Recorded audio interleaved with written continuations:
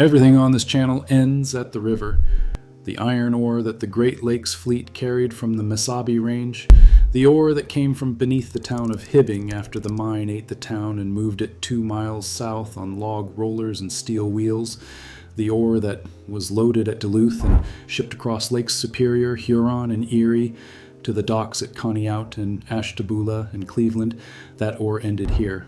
The anthracite coal that has been burning beneath the town of Centralia, Pennsylvania since 1962 and will burn for another 250 years.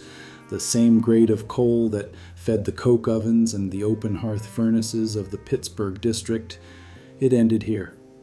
The steel that rolled out of Carnegie's mills and became the rails that the brakemen died on while turning brake wheels by hand at 30 miles per hour in the dark.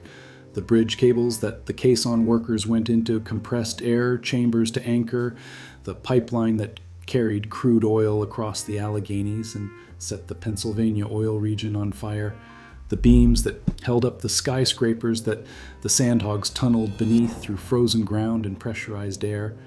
It all started here, on the banks of the Monongahela River in a stretch of valley between Pittsburgh and McKeesport that was once the most concentrated steel-making district on the planet, in a complex of blast furnaces and rolling mills and coke ovens and open hearth furnaces that produced more steel than any other facility in the world for the better part of half a century. Most of it is gone.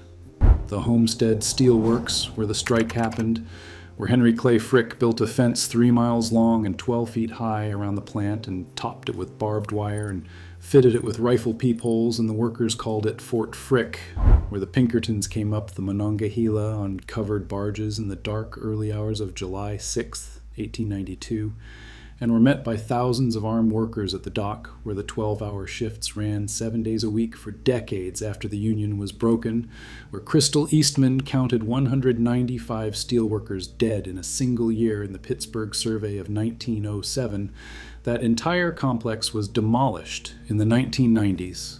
The rolling mills were torn down, the open hearth furnaces were torn down, the coke ovens were torn down, the ground was cleared, graded, and paved. A shopping center called the Waterfront was built on the site and opened in 1999. There is a Lowe's movie theater and a Dave and Buster's restaurant and an Aldi supermarket and a parking lot that covers the ground where the open hearth furnaces once consumed 4 tons of iron ore and coke and limestone for every ton of steel they produced. The only surviving structure from the Homestead strike is the Bost Building, a brick hotel on East 8th Avenue in Homestead that served as the Union's headquarters during the lockout. It is a National Historic Landmark. It charges $3 admission. It is across the street from a Rite Aid pharmacy.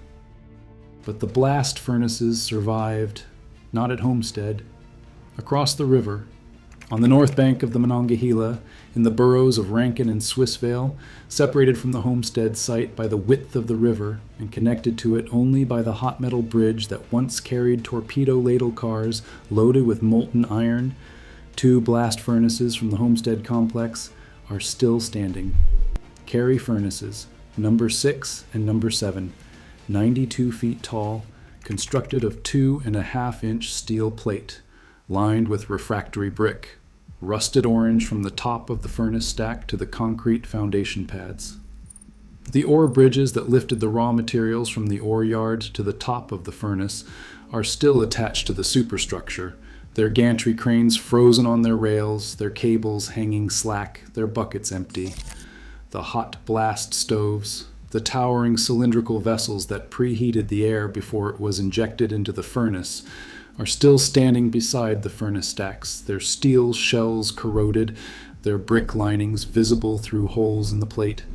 The cast house, the long shed-like structure where the molten iron was tapped from the base of the furnace and poured into the ladle cars, is still there, its roof partially open to the sky, its refractory floor stained with the iron that ran across it for 71 years, the tap channel still visible in the floor, their brick lining crumbling but intact. The blowing engine house, 220 feet long, 104 feet wide, and 84 feet high, which once held 4 massive gas-fired engines that compressed the air and heated it to 1,200 degrees Fahrenheit before it was blasted into the furnace through the Tuileries, still stands beside the furnace stacks. Its windows are gone. Its roof has partially collapsed. The machinery inside, the compressors and the piping and the valves and the engine foundations, is rusted to the color of dried blood. I went to see them. What I found was not a museum exhibit with placards and roped-off displays in a gift shop.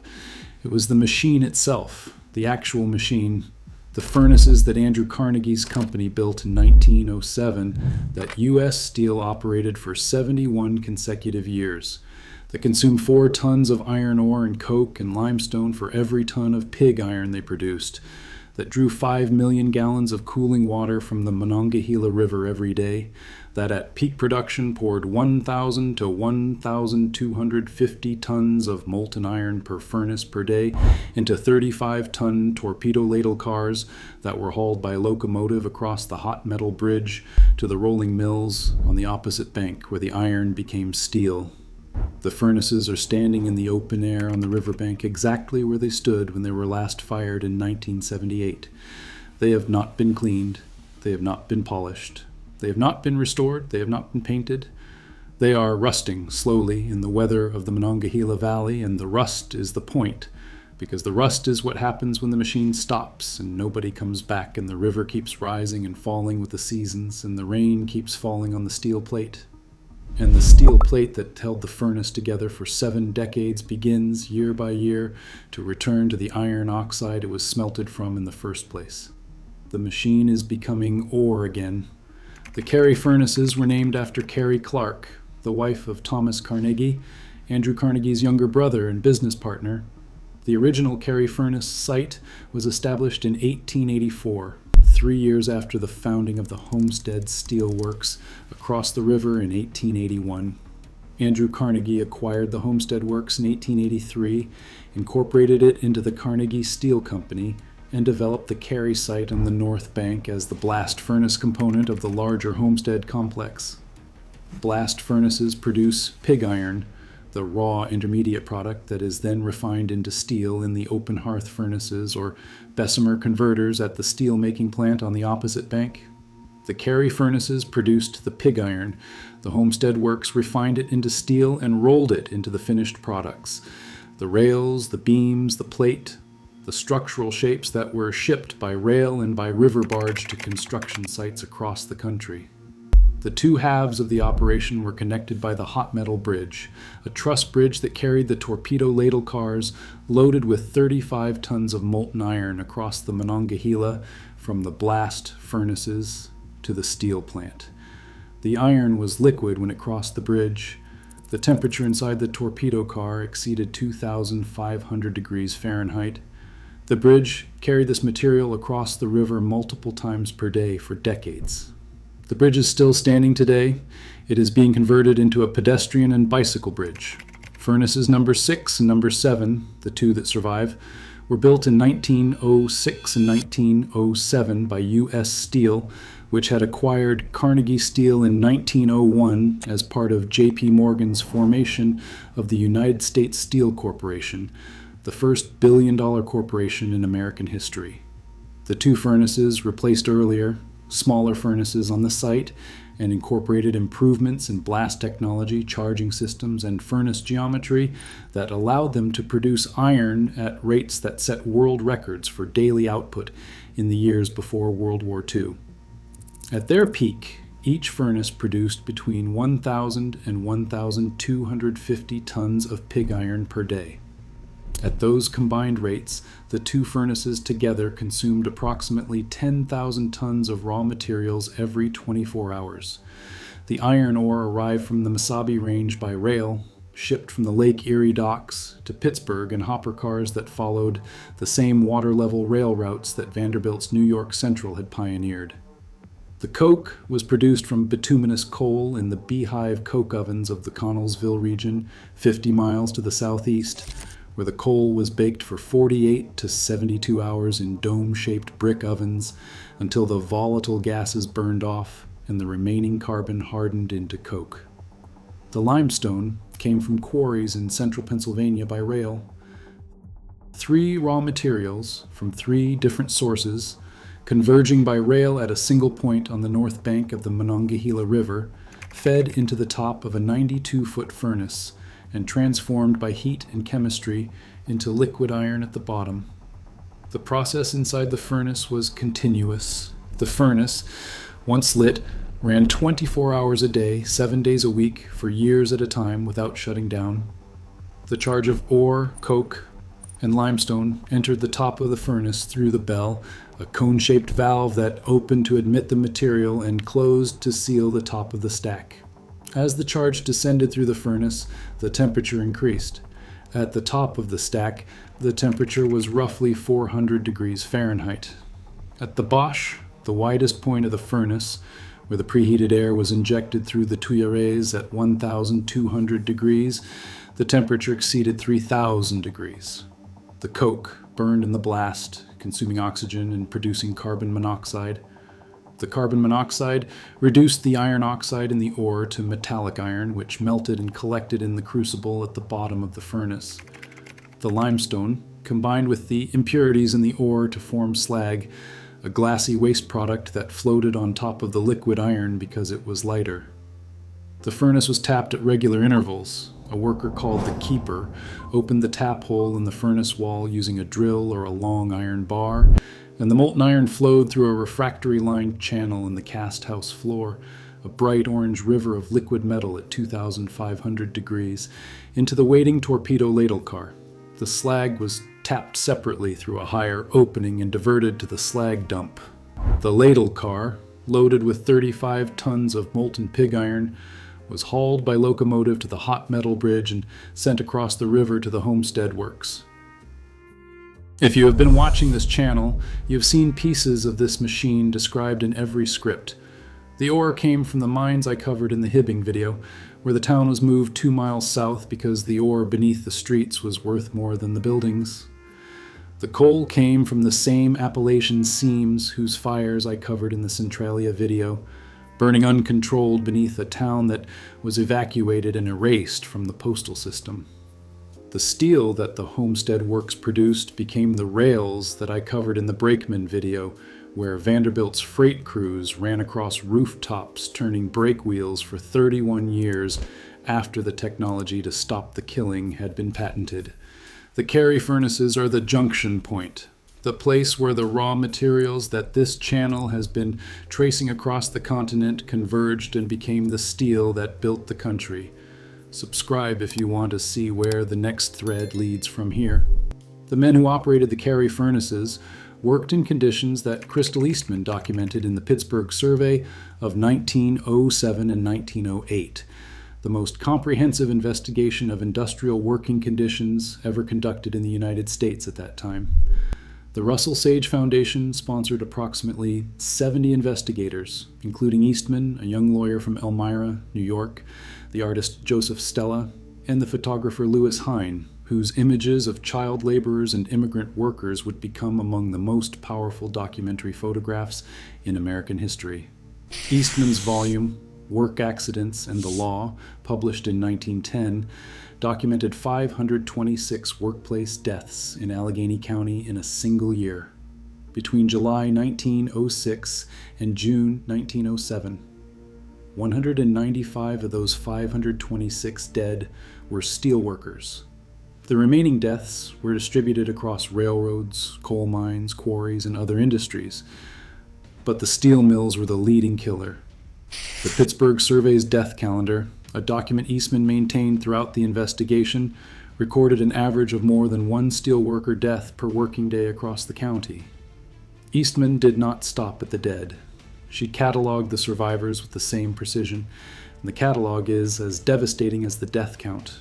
In a single-year survey of Allegheny County's industrial workforce, she documented 45 one-legged men, 100 men she described as hopeless cripples, walking with a crutch or a cane for the rest of their lives, 45 men with a twisted, useless arm that had been mangled by machinery and healed without medical intervention in the shape the injury left it, 30 men with an empty sleeve where an arm had been amputated or torn away. 20 men with one hand. 60 men with half a hand gone. Fingers taken by rollers, by gears, by presses, by the coupling mechanisms on the rail cars that moved materials through the mill. 70 one-eyed men, blinded by flying metal, by sparks, by splashing slag, by the radiant heat of the open hearth furnace that could burn the cornea at a distance of 20 feet. These were not lifetime totals. These were not cumulative figures drawn from decades of records.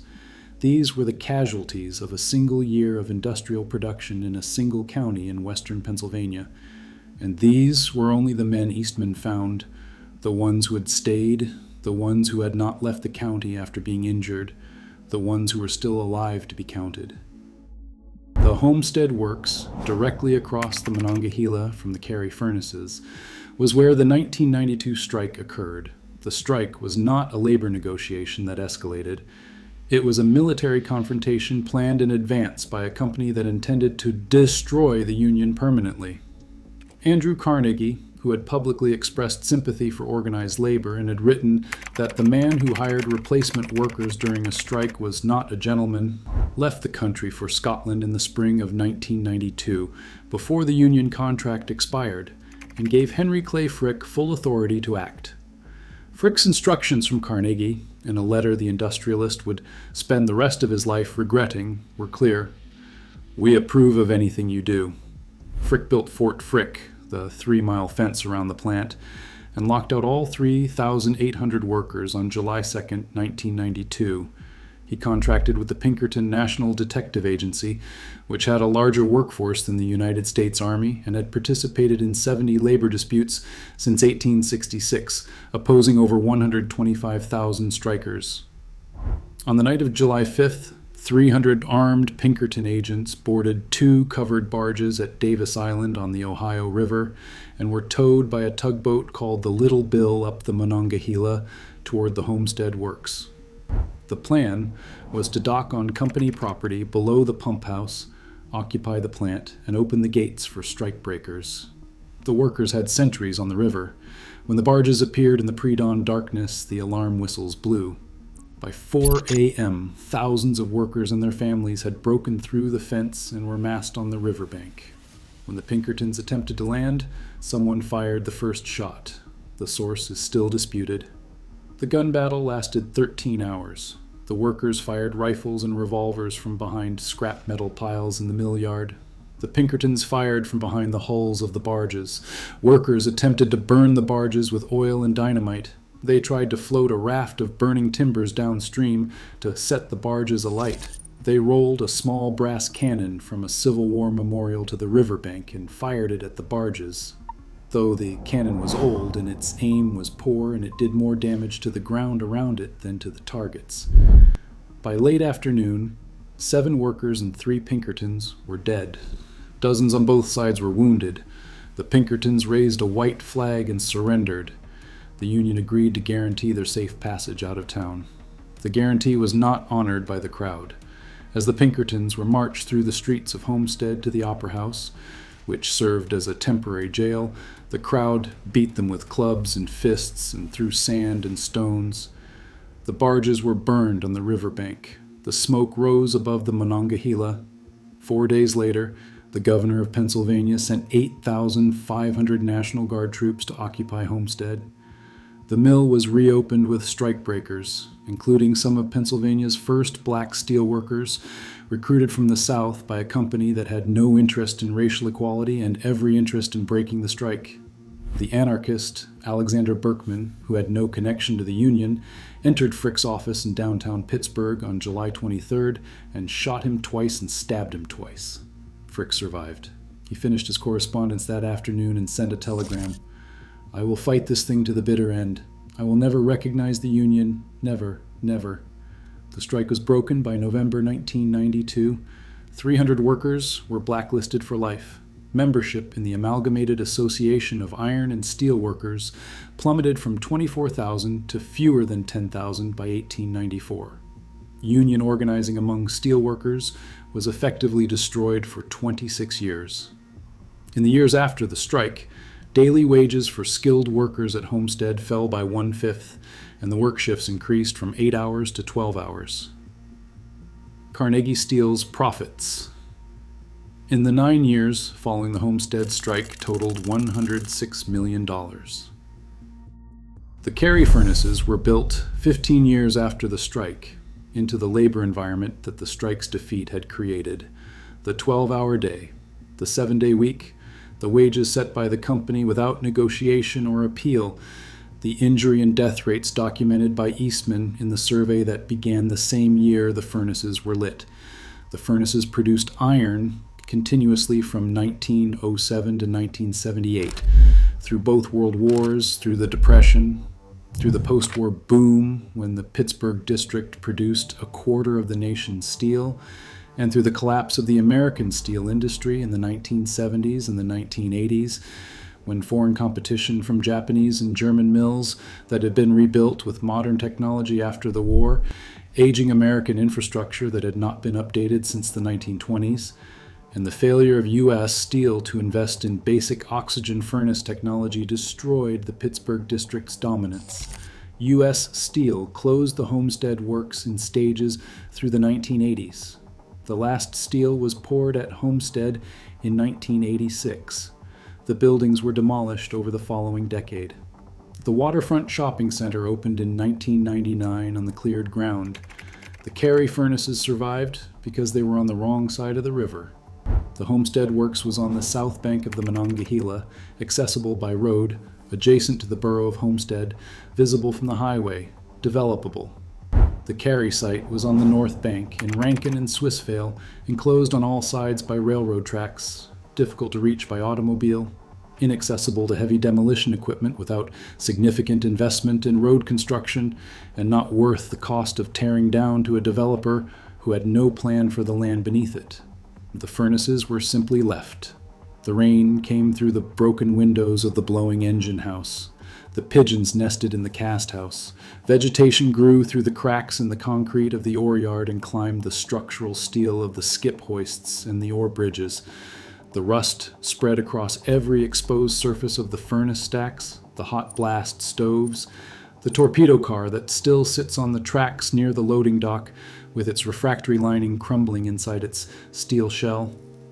The Carrie Furnaces were once 2 of 48 blast furnaces operating in and around Pittsburgh in the early 1900s. 48 furnaces lining both banks of the Monongahela and the Allegheny and the Ohio rivers, consuming iron ore from the Mesabi and coke from Connellsville and limestone from central Pennsylvania, producing the pig iron that fed the steel-making furnaces that made Pittsburgh the steel capital of the world. Today, Carrie Furnaces No. 6 and No. 7 are the only non-operative pre-World War II blast furnaces remaining in the entire Pittsburgh region. Every other furnace has been demolished, scrapped, or dismantled for the value of its steel plate and machinery. Carrie 6 and 7 are the last. In 2005, the Carrie Furnace site was acquired by Allegheny County. In 2006, Furnaces No. 6 and No. 7 were designated a National Historic Landmark by the National Park Service, recognized as extremely rare surviving examples of pre-World War II iron-making technology, and as part of the broader Battle of Homestead National Historic Landmark District. The Rivers of Steel Heritage Corporation, the nonprofit that manages the site, conducts guided tours from May through October. The tours walk visitors through the ore yard, past the mechanical car dumper that could rotate an entire loaded rail car upside down and empty it in seconds, under the ore bridge with its gantry crane, frozen on its rails above, into the blowing engine house with its collapsed roof and its rusted compressor foundations, through the cast house with its iron-stained floor and its crumbling tap channels, and up to the base of the furnace stacks where the tap hole once opened, and the bright orange river of molten iron flowed across the cast house floor into the torpedo ladle cars. The 15-ton crane that once moved materials through the ore yard is still on its track. A torpedo car, its shell corroded to the color of the ore it once carried as liquid iron, sits on the rails near the bridge approach. The site is raw, it is unpolished, it is not a simulation, it is the machine. I've spent a long time on this channel covering the machines that built America's industrial infrastructure. The pipeline that set Pennsylvania on fire, the railroad that crossed the Florida Keys on concrete arches poured from floating barges, the wires that Edison buried in beeswax and Westinghouse strung overhead, and the linemen who died at the intersection, the dredges that France left in the Panama jungle, the jacks that raised Galveston 17 feet above the Gulf, the mine fire that has been burning beneath Centralia for 64 years, the stump pullers that cleared 40 million acres of cutover, the brake wheels that killed the brakemen for 31 years after the air brake was patented, the tunnel beneath the Hudson where the contractors shortened the decompression schedule by 90 minutes, the frozen ground beneath the subway where the sandhogs dug through ice walls held together by a refrigeration plant that could not stop running. Every one of those machines was built to extract, to transport, to refine, or to construct with the materials that ended up here on the banks of the Monongahela, in the blast furnaces of the Pittsburgh district, where the ore became iron and the iron became steel and the steel became the country. The Carrie Furnaces are the last of them, the last surviving blast furnaces from the Homestead complex, the last physical connection to the mills where the strike was fought, and the survey was conducted, and the 12-hour shifts ran 7 days a week, and the men who poured the iron are not in any memorial except the one that Crystal Eastman wrote in 1910 in the pages of Work Accidents in the Law, where she listed them not by name but by wound. 45 one-legged men, 100 hopeless cripples, 70 one-eyed men, the furnaces that produced the iron that required those men to stand at the tap hole and the ladle and the skip hoist and the cast house floor, are still standing on the north bank of the Monongahela River in Rankin, Pennsylvania, rusting in the weather, 92 feet tall, visible from the Rankin Bridge, open to anyone who drives to 801 Carrie Furnace Boulevard in Swissvale and walks through the gate. The machine is there, the men are not. There are more of these stories. More machines, more furnaces, more men who went into the dark and came out different or didn't come out at all. Subscribe if you want to see what I pull from the records next. If you want to see how the sandhogs froze the ground solid beneath Manhattan and dug the subway tunnels through ice walls held together by a refrigeration plant that could not stop running, that video is on screen now.